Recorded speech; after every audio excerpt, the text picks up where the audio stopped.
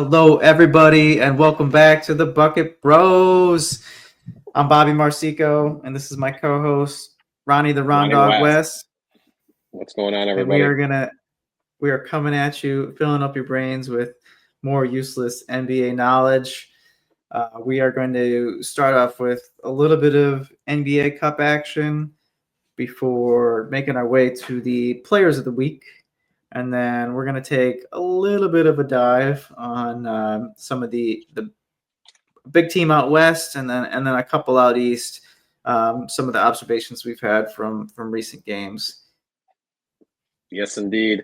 There's so much to get into. I feel like there's so much I missed. We got to talk about Rant, which I didn't do at all.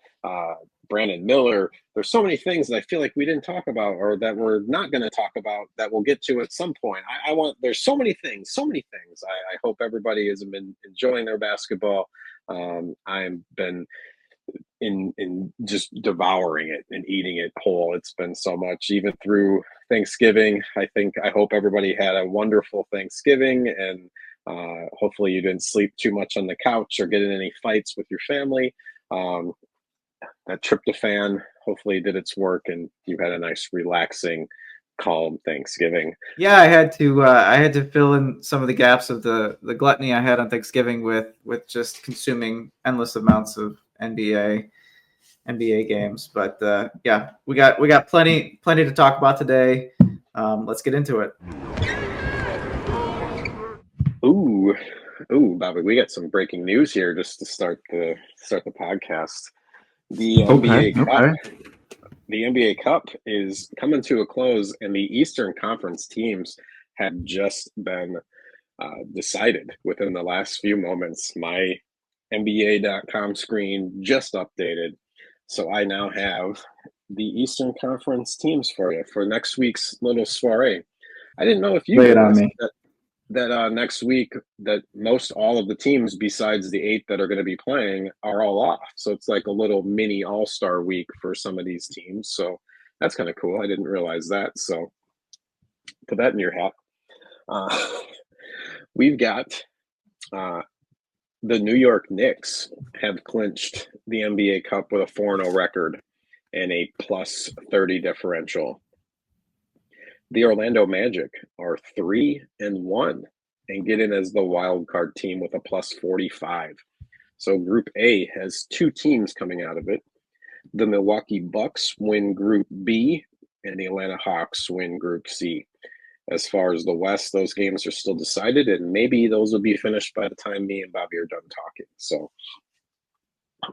quick reactions to that, Bobby. What are you thinking from those 4 Eastern Conference teams? The Pistons just missed out. They were 3-1, but only had a plus 7 differential. So they were just snuck out by the Magic. That's a pretty solid group.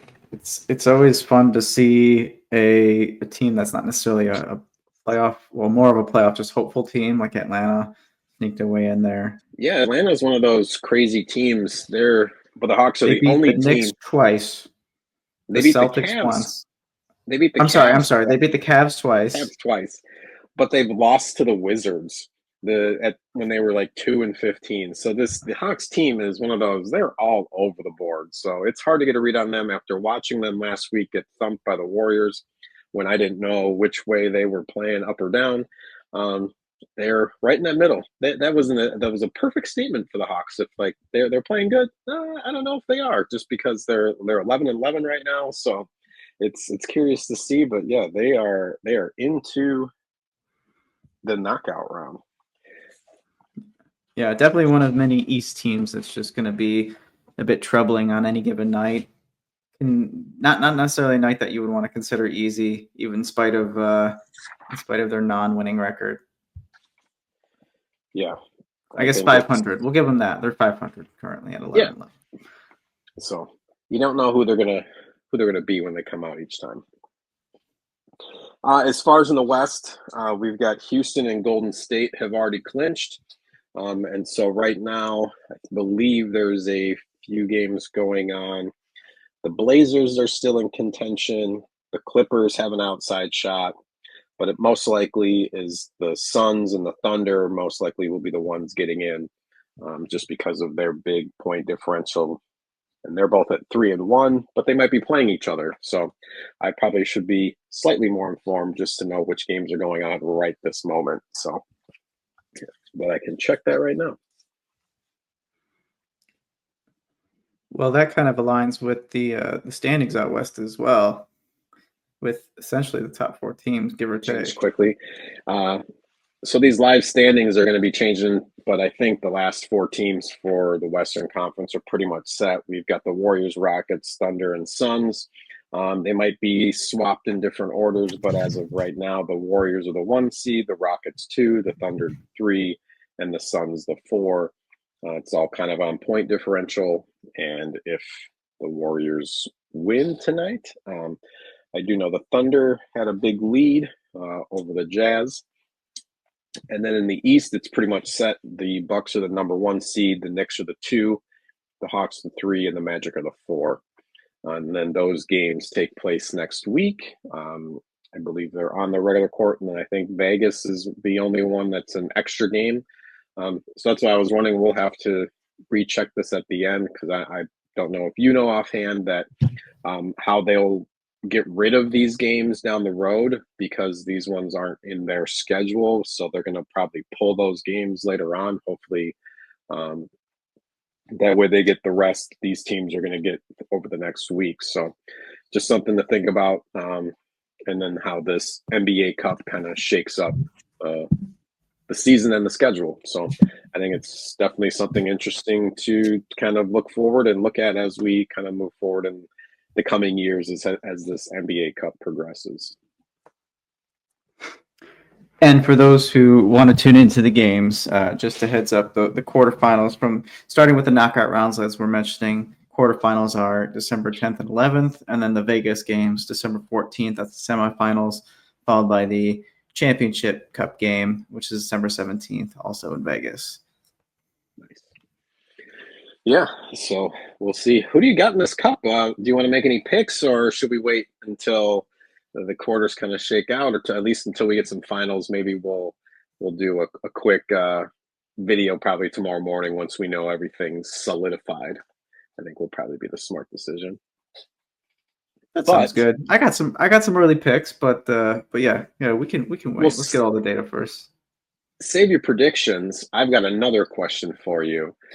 With these NBA Cup games, there's been something I think has been pretty cool. The court changes that hats off to the technical crew and everybody that's behind the scenes that tears down all these courts, resets them up for everything.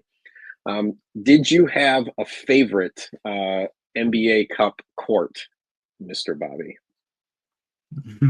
Well, I mean, I'm a basketball purist, so they could be playing on black and white for all I care. All that other stuff is just extra detail. It's fun. It's fun. Don't get me wrong. But since you got me on the spot here, yeah, well, I don't blame them. Have some fun with it. Why not? But if you're putting me on the spot, you know what? I'm just gonna go all Hornets across the board. They got the honeycomb court, very geometric. Hometown here for me, not my hometown, but current residence. I'm sticking with the local team here. I get it. That's fine. I did like that hive look, the honeycomb.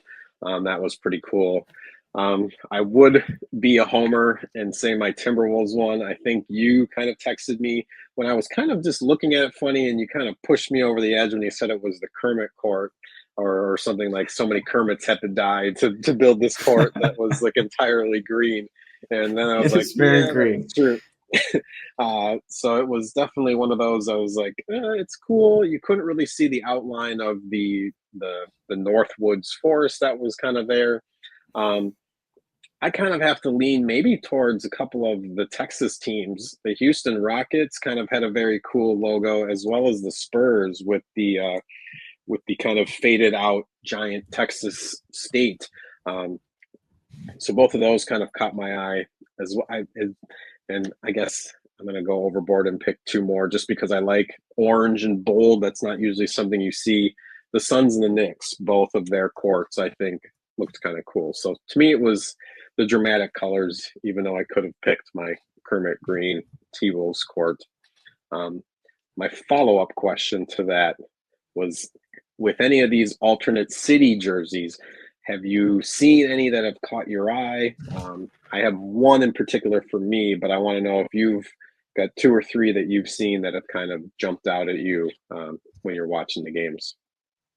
Well, I'm already way more excited to hear your answer, but you know what? I'm sticking in Charlotte, baby. I'm sticking with the Hornets. I kind of know, but honestly, I kind of like them. Sort of like it's like they're like a softer teal almost. You know, very Mm-hmm. simple, alternating stripes. Uh, Goes well with the court. All right, yeah, I guess that's if you're picking What have one you way. seen? Yeah. Tell me what we should be looking for. For me personally, I'm a huge fan of the Pacers, almost like Miami Vice, the bright yellow, bright blue on the white jersey. I just think it has a really cool look. Their court kind of looks cool. Like they have these city courts as well, from aside from the NBA Cup ones. The ones that throw me though are like the Milwaukee Bucks when it's all blue. It looks nice, but like them and the Kings are both doing like these blues, and I'm like, you're a green and a purple team. Why are you jumping on the blue? I get it to sell more jerseys, but it's just odd seeing those colors that just aren't the right fit. I get that it's an alternate kind of reality.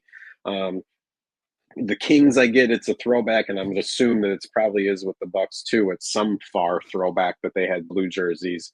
I do have a lot of like my Mitch Richmond, um, the red and white and blue Kings basketball cards, my old Fleers. Oh, I thought you were gonna say you got a Miss Richmond jersey. I was about to give you mega Oh no, props there. I'll be busting out a not that far back jersey, but I got a jersey coming up in the next episode. So, but yeah, the Indiana Pacers. Hats off to them. They had the best city jerseys by far, in my opinion. Admittedly, I did just have to look it up, and they do look pretty cool. I'll give you that. But it's weird. It is weird when the teams are out there with like unfamiliar colors or colors that fit perhaps even a different team's color scheme. It's like I'm watching like a high school team that I've never seen play before. I have to remind myself who's playing out there over and Is over this and a over again. is I this a get the hang of it by D3 the fourth college quarter. team? Yeah, Yeah, exactly. and Yeah, I get the hang of it and by then the they're in fourth a quarter, and the next game they're wearing a different jersey. yeah, and a new And alternate it's jersey useless that you're. information. Yeah, exactly. I mean, I almost feel like this certainly is an NBA Cup game, but I feel like we have to talk about the Cavs Celtics game a few nights ago. It was a matchup between the top two teams in the East. Certainly a nail biter. A pretty exhilarating game, I would say, all the way through. There was a period of time where it looked like the Celtics were going to come away with it. They had a big third quarter. They won the third quarter, 35-21 against the Cavs. But yeah, don't get too excited, because then the Cavs just they made their way back, and what ended up being a really exciting finish down the stretch. There was a big three by Georges Niang, and then a couple minutes later, a couple big ones by Donovan Mitchell, who scored 30 of his 35 points in the fourth quarter. I believe 20 of them came. I'm sorry, in the second half. I believe 20 of them came in the fourth quarter after a sort of a dud of a first half from him. I really like watching these two teams play. They've tied up the series 1-1. I would say one thing that was really interesting was the way that the game finished, where it was it was a one possession game essentially by some good clutch play on the Celtics behalf, and you know typically what you'll see is the losing team will start to foul to cut the clock, and you know hope that maybe the guy splits the free throws, or maybe even misses them both. Heck, even if he makes them both, you know at least there's no time running off the clock, and then gives you another possession. But what was crazy was both teams were following each other like almost immediately, and Cavs we ended up seeing trying to stop those threes from the Celtics. Yeah, they were so afraid of the Celtics shooting a 3-pointer that they were falling over and over again. Peyton Pritchard, an 87% free throw shooter, who and then between the free throws shot collectively, it was essentially Mitchell Garland and Pritchard shooting all those free throws down the stretch. Um, None of them were missed until Peyton Pritchard's intentional missed free throw, which was thrown beautifully off the front of the rim, came right back to him, but He was he just too quick. stepped half a second too quick over the free throw line, and it was a good call by the refs. I don't know how they can see that in real time. For as much flack as we give NBA refs, that was quite the heads up play there. There's Um, some good ones. yeah, there are some good ones. Uh, but I almost want to let me see if I could pull up the game play by play here. There was essentially the score was gosh, there was like 16 points or something like that scored just on free throws alone because the game Within like was the last 20 seconds, 20 it seconds. seemed like. Yeah. Um, yeah, sorry. I'm trying to look at the game log here, the play by play. Heck, I can't pull it up. But just for anybody for anybody who took the under on the points for that game, they were really pissed probably at the end of it. Just watching one free throw going after another. I mean, it was quite a few, but overall, great win by the Cavs. They did not give up. Very much felt like a playoff game. Kind of felt just by intensity and strategy, sort of like a little trailer for Things things to to come. come for the Let's hope so. for the off season or for the postseason rather. I don't know Yeah, if you had a chance to tune in that game or if you have any additional thoughts. I did. I watched it live. Like you said, I think just the tactical strategies at the end. I think that's something that we see it in like baseball and football, and it's not something that we usually see as blatant as this in NBA. So it was fun to see this full on strategy of like kind of a check here, trying to get that checkmate. And like you said, it was within 20, 30 seconds, it seemed they was uh, the ball would go for like a second and then there would be a foul and then free throws. So um, obviously, if you're one of those that doesn't like the free throws at the end of the game, this wasn't for you, but it was definitely kind of on your edge, had to hit clutch shots. And that's something I took notes of watching a few other Cavs games is they're making so many smart decisions at the end of games. Um, Obviously you're going to have Mitchell there kind of being the captain of the ship. But like you said, Garland was the one that was in control of the ball the most of the time, just like for the Celtics, it's Pritchard. You have these two great point guards that can kind of control the ball, have, like you put up, are really good free throw shooters at the end of the games that are, when you need it most, they're going to be clutch. And that's what we want to see as fanatics, basketball fanatics. We want to see these close games. We want to see these guys at the stripe having to make these clutch free throws. That's what it's all about. When they're tired, your arms are sore, you got to get it up and get those shots. So, yeah, hats off to them. The series is tied 1-1. I hope that this is one of those that has like 5 games so that we get that extra one out east because it's like you said, it's a playoff preview. It was kind of a NBA Cup plus game.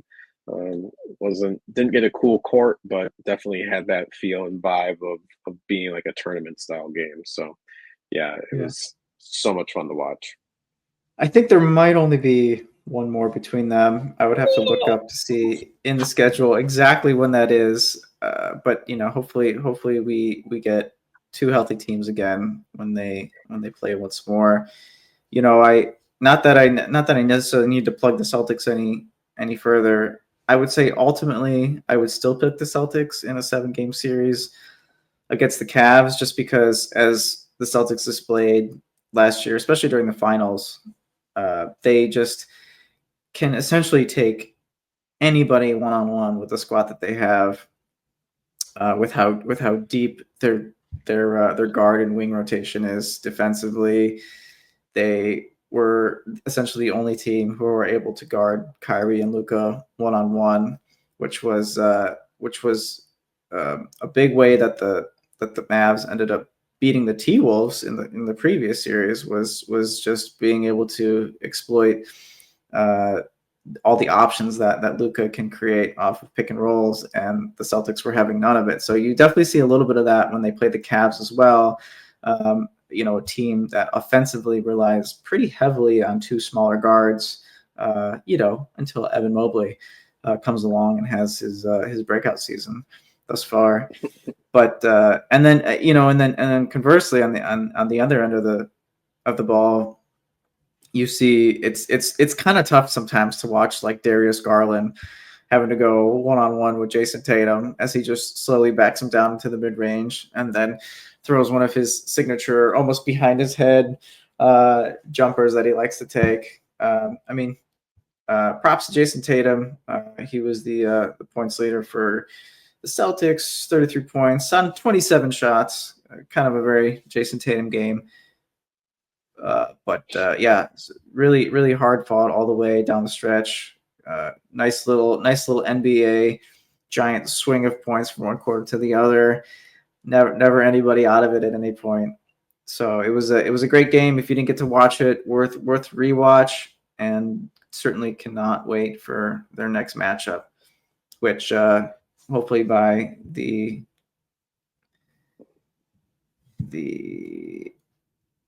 beauty of editing, I will very quickly tell you when their next game is. Oh, they have two. I apologize. I take back what I said. They're playing February 4th and February 28th. Mark your calendars. Nice. Yeah. So as of taping this right now, the Celtics are 17-4. The Cavs are 18-3. I got to give my flowers to Ty Jerome. You had been talking about him having seen, at least finally have seen a few Cavs games and watching Evan Mobley and him play. Those two are fun to watch. Mitchell, like I said before, he's the captain of the ship. Like, he's the one that dictates play when he wants. Garland obviously controls the offense, but like we were talking about before with Giannis, like Mitchell kind of has that role with the Cavs where he decides to take over a game when he wants to. He does kind of have those streakiness a little bit, like you mentioned, when he can have like a cold half or a quarter. But he's like a Anthony Edwards. They're gonna dictate and take the ball and make sure that they put their imprint on each game when they want to. But yeah, I don't know if there's other games that you want to hit or other teams you want to jump around. I've got lots of names. I think one of the things, I got a few things I wanted to highlight before if we were going to wrap up, but if you've got more, please let me know. One of the things I got to give a big shout out to is the Hornets broadcasters. They have been getting memed and not impersonated, and they've been bringing a lot of energy to a lot of their stuff. It's funny. I think I was watching a game last night and didn't realize that it was them. It was like, oh, it's the Hornets, but nothing crazy happened. But yeah, they've been making some big plays and getting some stuff. Maybe I'll put their clip in here. Oh my goodness! Jordan Clarkson almost came in my lap. This is Culver. Didn't do much of that in Minnesota. That's why he's in Memphis right now. Hornets need to put all their eggs on Tatum. Oh my God! Everyone in the building knew it was coming, and he still hits a three. God golly, what a baller! Maybe the only time that happens all season. Oh my goodness! Just emasculated. LaMelo!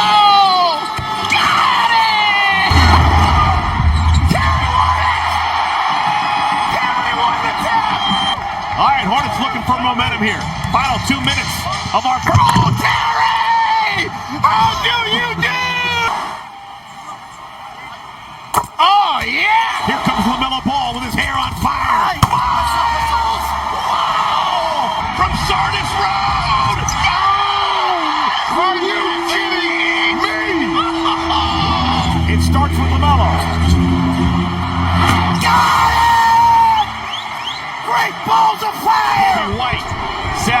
Nowitzki. They won't go away.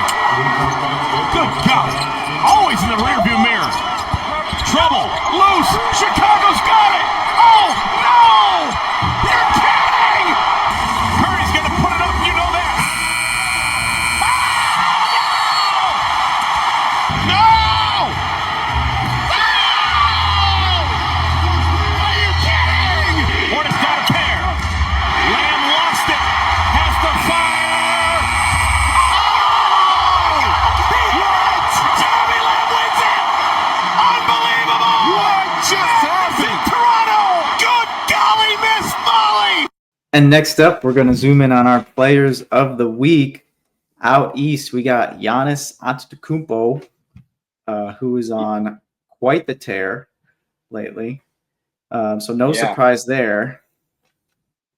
No, the Bucks are on a 7-game win streak, and within this week that he was awarded this Player of the Week, they were 4-0. He had 32.5 points a game, 10.8 rebounds, and 7.5 assists. One of the things that I keep seeing is just seeing him healthy and just this domination. Whenever he wants to drive down the lane and just dictate what's going on within the game, and just it's kind of like that we've talked about before, like just that dominance that LeBron has where he can just take the game over. He seems to be doing that, like in the midst of these times when the Bucks might be down a few buckets, he just kind of takes over. Dame hits a three.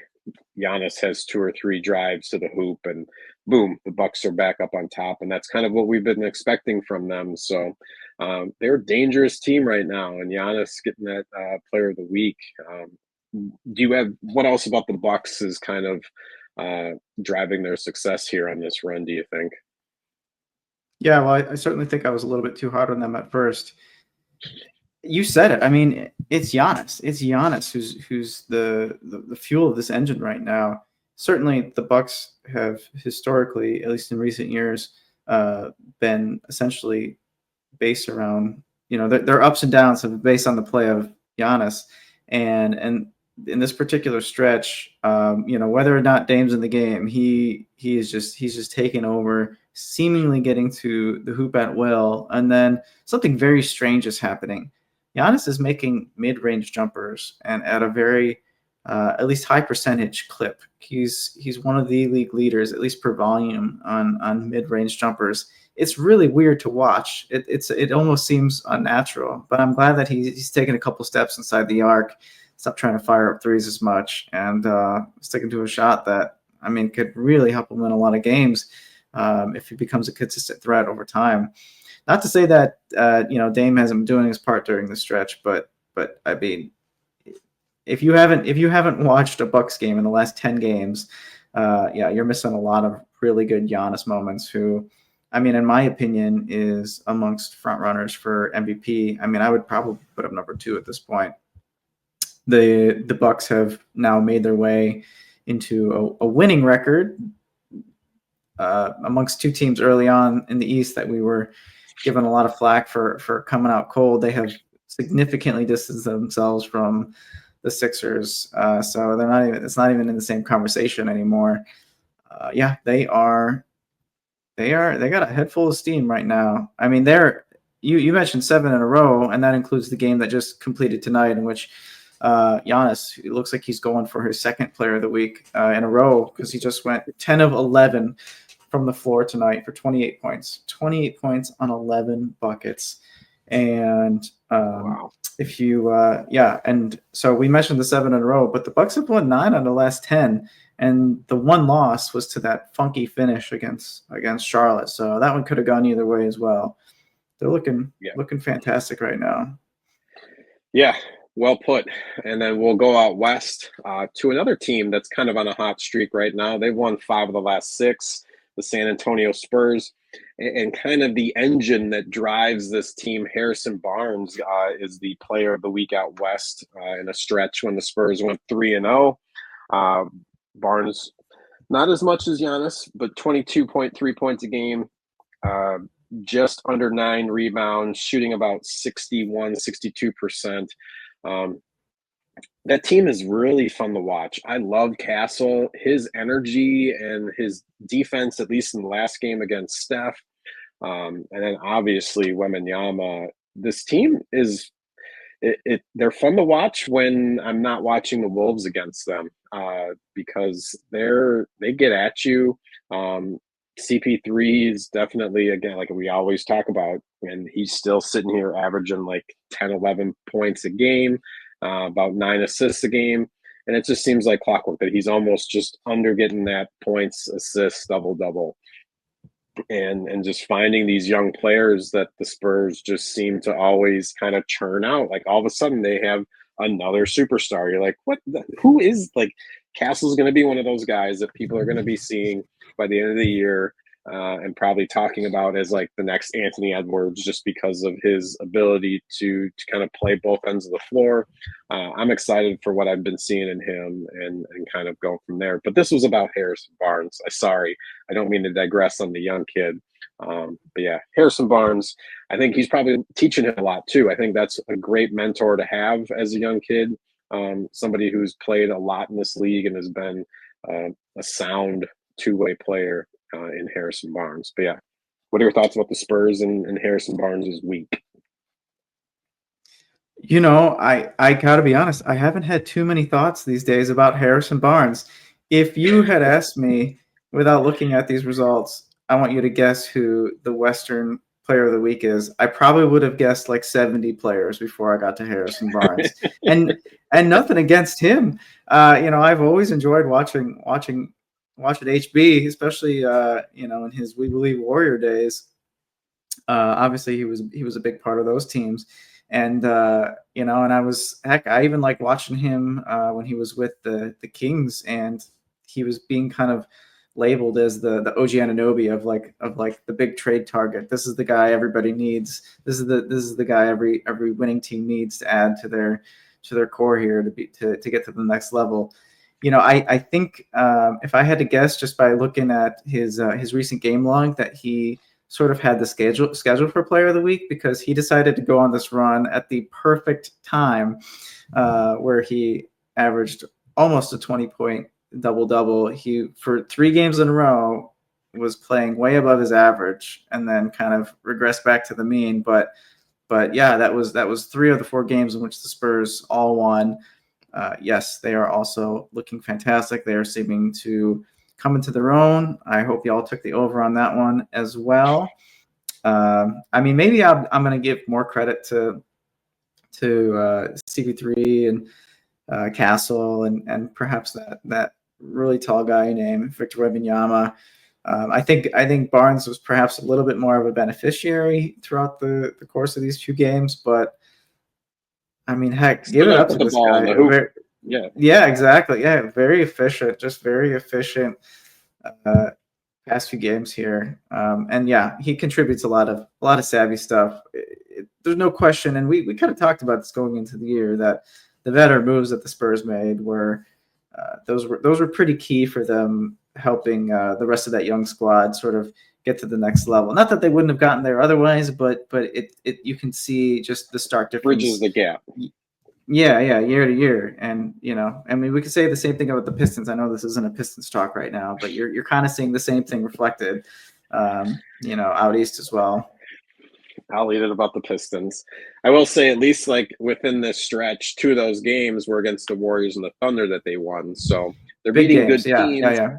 So I think that's probably another reason why he went on this stretch against these kind of upper echelon teams, and that's going to make you kind of stand out. Probably because they're more premier primetime games that at least the early season fanatics like us are paying attention to. But yeah, there's your Players of the Week, brought to you by Gale Force Studios. T4 Medical, Physician Services Reimagined. Our experienced medical professionals put your residents' needs first. We are proud to provide a high-quality level of holistic customer service, medical experience, and commitment to health and wellness to all of our patients. By providing on-site care as well as utilizing an on-call service, our team of providers can deliver proactive, evidence-based care 24 hours a day. Our goal is to treat your residents' physical and mental well-being with the highest level of professionalism as quickly as possible. all while reducing your rehospitalizations. Head to t4medical.org for more information. That's t4medical.org. I've got a trivia question for you, Bobby. You name me the top 4 players who have increased their point total the most this season over last season. Ooh, that's a good one. That's a good one. This is because I mean this could go anywhere across the board. This could go anywhere across the board. Players that have increased their scoring average from last season to this season. Yes. Is it just total point like subtraction, or is it like a percentage? Their average points per game has gone up by either the top one is by 9.6 points per game. Second is 9.4, 8.9, and 8 points per game increase over last season. Yeah, does LaMelo Ball make that list? No, he does not. We're certainly talking about him a little bit. Ty Jerome, does he make that list? Ooh, no, he does not. I could be guessing forever. We might have to do like an editing fast forward of me just getting it wrong. I'm really excited to hear this list. I'm just trying to think of any particular. Peyton Pritchard. How about that one? No, he does not make the list either. Surprisingly. On. Yeah. Come on. You let me. I'll give you one more crazy guess, and then I will go from the bottom up. Any standout like second-year players that I'm just not thinking of? Once you start, yeah, I feel like 2 of them I would probably guess just because we've talked about them. One, I'm surprised, but we've talked about him a lot, and then the other one we mentioned his name in passing. I feel like I want to keep saying Cavs player. I don't think Darius Garland would make that list. He's pretty consistent. There are no Cavs players on this list. Okay. Well, you know what? I'm just gonna go ahead and throw Anthony Davis. Last guess. No. Okay. Yeah, I'm gonna throw it in the towel. I'm gonna feel silly once you start naming these. So at number 4, with an 8-point per game increase, I saw this name and this is unbelievable. 120 deflections, 50 plus steals. The Great Barrier Thief, Dyson Daniels. Dyson Daniels. There you go. I knew it was going to be somebody who's like most improved / 6th man of the year type player. I knew that there was going to be at least one of those on there. How did I not guess that? Each one of these. Okay. The next one would have been a guess of mine. Out of Denver, Mr. Christian Braun, who's increased his scoring by 8.9 points per game. The next one is one I would not have gotten. Out in Los Angeles, not the Lakers, the Clippers, Mr. Norman Powell, who's increased his play by 9.4. And number 1, this team is without him tonight. We mentioned him earlier. Up in Toronto, Mr. Grady Dick, who's increased his point total by 9.6. Good job, Mr. Dick. Mr. Grady Dick, everybody. Man, the Dickless Raptors are going to be missing their standout tonight. Almost as bad as the Ballless Hornets. Yeah, dang. All right. Well, that was a good one. That was a very good trivia question. I wish I would have performed a little bit better. There's no way I would have guessed that number 1. I probably would have guessed. I could have guessed 449 players, and I still wouldn't have gotten him. The only other thing I have for you, which I think, depending on which one of these, you're going to give me a quick guess because we don't need to go through all of these because I found this. I got to quote them. I want to make sure I give them their proper due. From NBA Debates 1 has the top 5 best minute games and the worst minute games. So I'll give you the best 1 minute game ever played in the NBA was by, where's the name? Don't make me guess these. We'll be here all night. No, The best game in NBA history with 1 minute played was by William Bedford, who had 9 points, 1 rebound, 3 3-pointers. He went 3 for 3. In the same span, the worst 1 minute played was by Antonio Reeves, 0 points, 0 rebounds, 0 assists, 0 steals, 1 turnover, and 0 for 3 in 1 minute played. So this goes up to 5 minutes on both sides. It's very interesting. I hope you guys go check it out. NBA Debates 1 from November 25th. Go and check out that post. Some of them are impressive. Some of them, it seems impossible that they could have accomplished all of that. Like, how could there have been enough possessions to even occur for those stats to have racked up? I did see this, but I would not have remembered. I would have not been able to guess any of the names. The other one at the far end was the best game in NBA history was 5 minutes played by your Chicago Bulls, Mr. Adam Makoa. Another name I've messed up. 15 points. Yes, the legend. 6 for 6 field goals, but had no rebounds, no assists. And then the worst 5 minutes played, Antonio Daniels, 1 rebound, 1 turnover, 0 for 6. So hope you enjoyed that. Let's talk about my T-Wolves.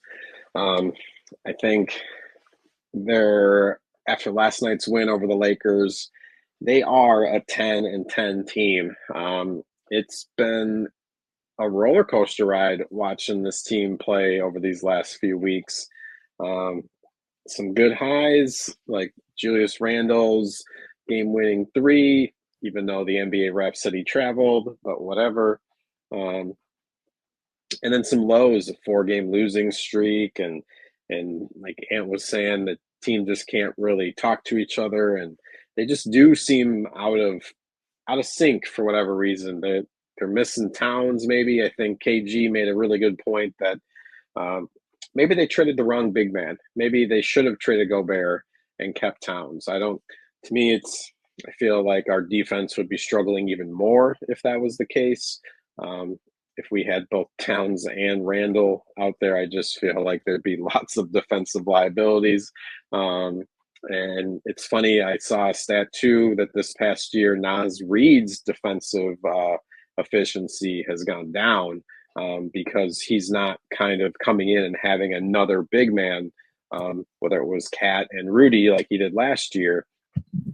So he's kind of playing off position, kind of playing a 4 typically, or playing the 5 and kind of playing bigger guys that he's not going to size up well when you were able to have, like, if Rudy comes off the floor this year, he's the 5.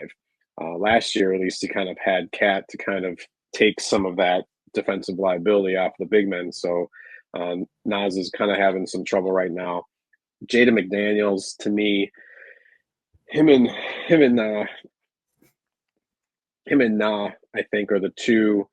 They got to score. They're so inconsistent. They're great, fantastic defenders, but they're so inconsistent on the offensive end that they're just not getting the scoring. We can't expect Anthony Edwards to score 45 on a given night when he's typically going to max out at like a 30-35 just because that's kind of the way that his game is played.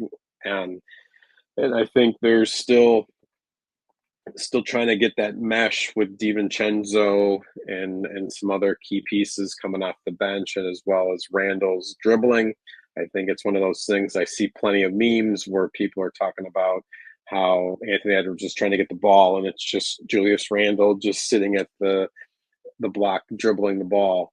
So I think there is kind of that adjustment period, and I think a lot of people say the real season doesn't start until after Christmas, which is true, but I think you want to kind of get all that stuff gelled out. But Mike Conley going down, Dillingham able to get some of those minutes, the young rookie that a lot of the Minnesota fans are kind of falling in love with, just with his playmaking ability, kind of create space, just as another threat on the court, which I think is kind of what this team needs when Edwards comes off of it, because they're not really a scary team when Edwards isn't on the floor. So I think having somebody like that can at least kind of penetrate, kind of create and kick, and do more things than kind of the motion 3-point corner offense that we kind of run, which to me it's driving me nuts when that second unit kind of comes in and there's no real continuity and flow in the way that Finch has been kind of restricting minutes, so that makes it harder too when you have some guys come off the bench like Minot and I forgot the other one. Terrence Shannon sometimes is getting minimal minutes. He had a really great dunk the other night, but I think we're going to have to expand this bench out, use some more of these guys kind of earlier in this year, or we're going to get burnt out because, like I said before, it kind of feels like a Tibbs team. But yeah, sorry, I know I threw a lot at you. I've had a lot of T-Wolves on my mind since that's been the one team I've been following, obviously. So yeah, it's troublesome, but I'm hopeful. There's lots of things that I think this team just makes so many bad decisions kind of at the end of the game. They just kind of give it away. They're usually always kind of up in that third, and then that's usually that lead starts shrinking down. And especially if they don't have a sizable lead with 4 minutes left, we're in trouble. They can't close a game out. There's no ability to just kind of get the shots and then defensively shut down that I think they were able to do kind of in the latter 2/3 of last year. They're just not able to do it right now. Yeah, I mean, this is a great team to. Well, yeah. Take a little breather there, buddy. This is definitely a great team to zoom in on, just because of how much success they had last year, the expectations coming into this year, and especially with the roster changes they made, knowing that it's a very deep West, so there's really just not a lot of margin for error here. I mean, they are definitely remaining competent at 500, putting them currently at 11 in the standings, with a lot of season left. And I would definitely take an optimistic approach on this, because I mean, some of the things that you said, indicate that they are playing below what we expected them at this point. And certainly one thing you could focus on with them is their 3-point shooting. The T-Wolves this year are, to sort of counter where they've been in the past, are third in the league in 3-point field goal frequency.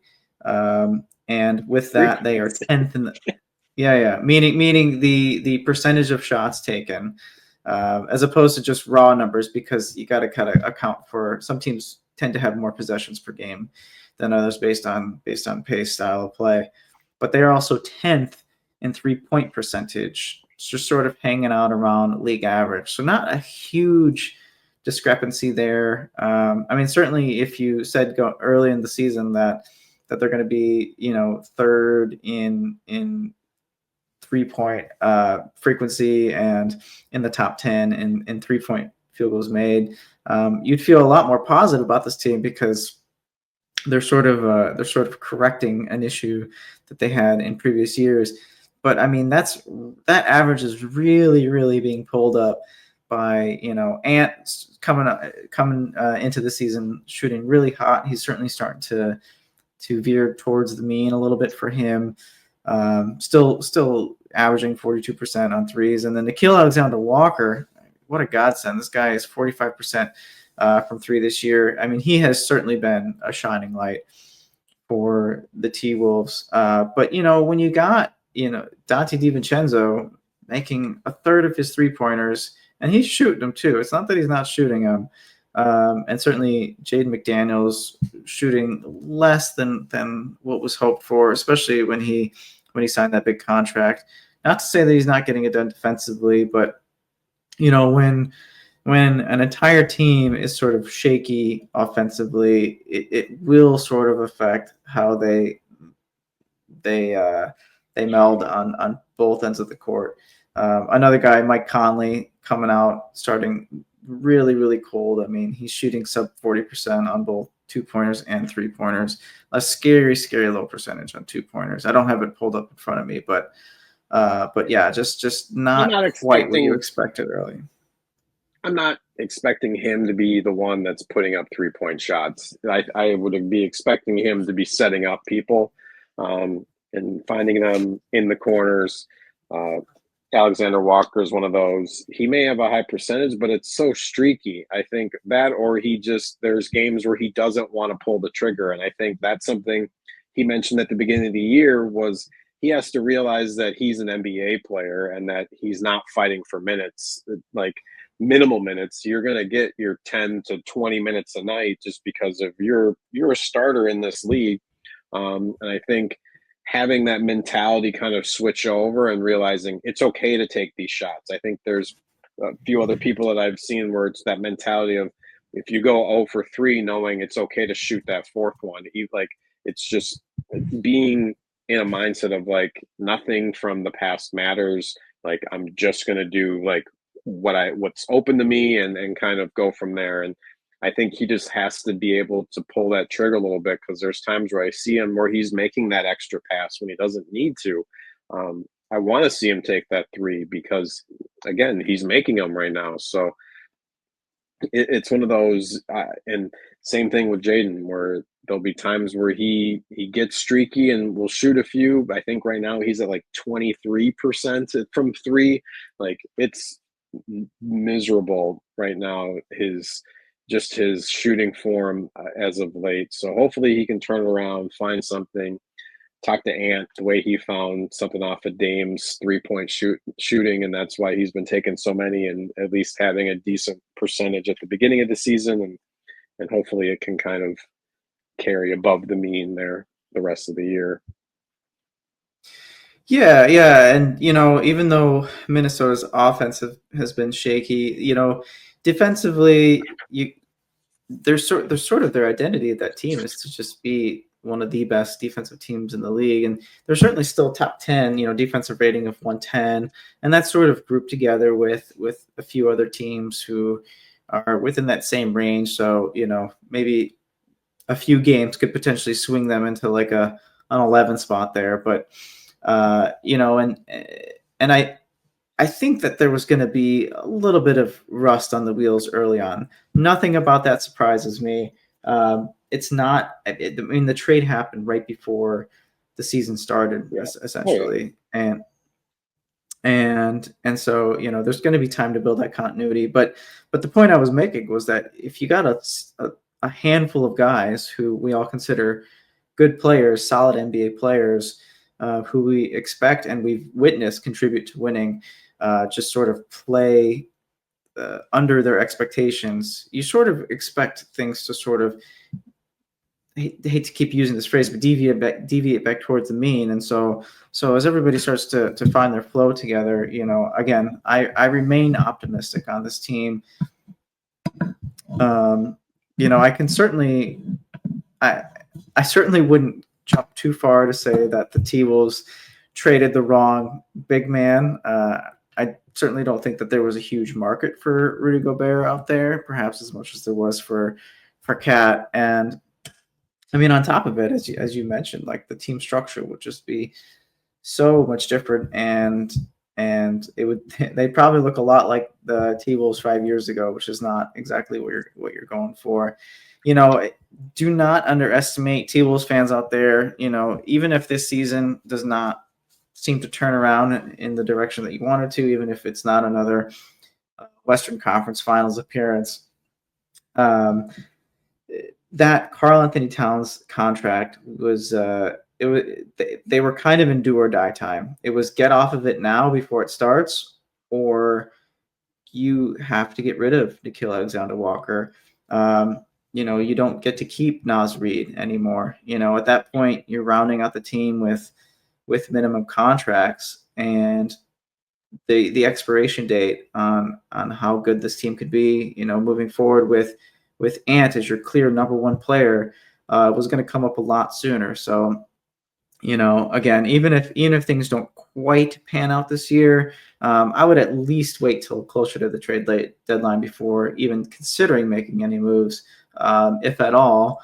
And then really just kind of, just from like taking a front office mindset, look towards more for the future, as eventually that Gobert deal is going to end, and a lot more things are going to start to open up for this team. I mean, I think the big thing for them, in the upcoming seasons is just going to be trying to get out of the second apron so that they have a heck of a lot more flexibility, considering that they don't really have a lot of picks moving forward. But that's okay, because future's not going to be in the draft. It's going to be in building from within on your current squad. The talent's there, the young talent's there. It's kind of hard to go from being a team that's as competitive as they were to being a work in progress again. But even if not the season, and like I said, I'm still holding out for the season. I think the progress is still going to be upward altogether. No, I'm with you. Today I was sitting back thinking about it, and I think, to me, the ceiling for this team is a 6 seed, at least for this year. To me, if they can do that, I would be I'd be over the moon, because it is like you said, this trade happened right at the beginning of the year. This team has to figure out a way to get chemistry. This team's going to come back at least in some semblance next year, with most of the core pieces. To me, next year is the year that I'm expecting Anthony Edwards to have that leap, to hopefully have a summer off, versus having, to me, it's almost like the Madden curse this year. Like, he's the feature, like we're all going to watch him, and he's going to burn out. Like, it's going to be one of those things, because he's been kind of burning the flame on both ends, whether it was doing the Olympics, coming off of the Western Conference Finals, and then jumping right in the Olympics, and then now jumping back into this with probably very minimal like rest time. I want him to have a full off season, relax, like get fully recovered from whatever your young body. I understand he's still 22, 23 years old, but to me, it's, let's have a full off season, full recovery, come back strong, eat healthy, like taking care of your body. Like, I think it's gonna be that next step. I think it's too optimistic to think that he's gonna be able to do everything this season to save this team, to overcome this trade. I just think there's way too many things that are in motion. Just becoming a new father, like he's in that midst of, I think, coming off of starting 5. The baby was born at the end of the season, so this baby's like 6-7 months old. Like, he's on the edge of almost getting a full night's sleep. So to me, this is going to be a tumultuous year as far as that goes, in and off the court, for him, of just trying to get his balance going. So I think, like I said, the ceiling is 6. I want to see them be competitive. I want to see them make the playoffs. If they can avoid the play-in tournament, even better. And that's kind of at least my hope and my goal for them, is to get above that 7 seed, just so they don't have to deal with it. I know it's a lot, like you said, on a loaded West, super loaded after watching all these teams. It's like every team's competitive. It's like, I think the Jazz are at the bottom, but they're still knocking teams down. The Blazers, Chauncey Billups is not going to put out a team that isn't going to grind you down. Like we've said before, the Kings, and there's so many of these teams that aren't top teams that are just going to wear you down and be just keep this whole Western Conference just grinding out. So T-Wolves, I love you, but let's figure this thing out here. All right, well, that's going to do it, everybody. I hope you guys enjoyed this episode. So much stuff that we didn't cover. Dennis Schroeder being called the German national team Schroeder, and playing out of his mind. We didn't even talk about the Nets and their West Coast string. There's so many things that I feel like we left. What about the Grizzlies? The Grizzlies! Oh, yes, and John Morant's amazing dunks. My goodness. The Pacers, at least we talked about the Pacers jerseys. The Raptors, RJ Barrett. I don't think we've talked about him at all in any of our episodes. We need to get to him. At least we featured Giannis, Franz Wagner, the Hornets, and Brandon Miller.